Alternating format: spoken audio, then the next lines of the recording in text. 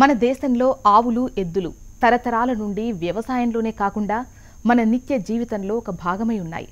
అలాంటి ఆవులను స్వేచ్ఛగా మేతకు వదలలేని పరిస్థితి. వాటిని ఎటూ పోనీకుండా ఇంటి దగ్గరే కట్టిపడేసి మేతను పెడుతున్నారు. ఇలా చేయటం వల్ల వచ్చే సమస్యలేంటి? పచ్చిక బయల్లో ఆవులను వదలటం వల్ల వచ్చే లాభాలేంటో ఓసారి చూద్దాం. తాతల నుండి మాది వ్యవసాయం అండి.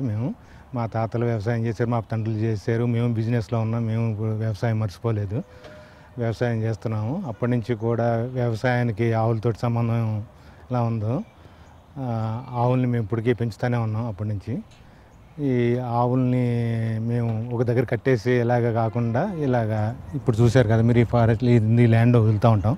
ఏదో కుక్కలను కట్టేసినట్టు అలా కాకుండా రోజు మార్నింగ్ వదిలితే ఈవినింగ్ దాకా వస్తూ ఉంటుంది, తిరుగుతూ ఉంటాయి.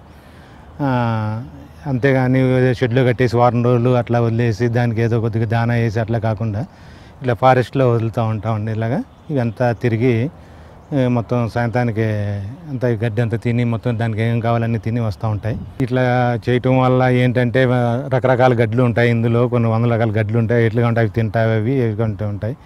వాటి వల్ల కూడా మిల్క్ ఏంటి ఇదేంటి బాగుంటాయి. మామూలుగా న్యాచురల్గా అయితే అలా పెంచితే ఆ గడ్డి ఏదో వేస్తాం, వరిగడ్డి వేస్తాం, ఈ గడ్డి వేస్తాం, ఇవన్నీ ఉంటాయి. కాకుండా ఇట్లా బయటకు వెళ్ళేవాడు కానీ పోషకాలు ఉన్న గడ్డి అంతా దొరుకుతుంది వాటికి. వాటి వల్ల అంతా కూడా బాగుంటుందండి. మిల్క్ ఏంటి ఇవన్నీ కూడా బాగుంటాయి. రకరకాల పోషకాలు లభిస్తాయి వాటికి. వాటి వల్ల మనకు కూడా ఆ మిల్క్ కూడా చాలా బాగుంటాయండి. మామూలు మిల్క్ అంటే ఆర్టిఫిషియల్గా పెంచిన దానికంటే కూడా ఈ రకరకాలుగా తిన్న మిల్క్ బాగుంటాయి. వ్యాధి నిరోధక శక్తి కూడా బాగుంటుందండి. ఇదంతానే న్యాచురల్ ఫుడ్, మంచి మంచి గ్రాస్ ఇవన్నీ తింటూ ఉంటాయి కదా బయట.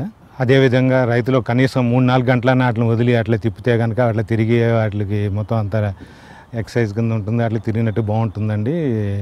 ఒకే చోట బంధించి అలా కట్టించి అలా ఉన్న దానికంటే.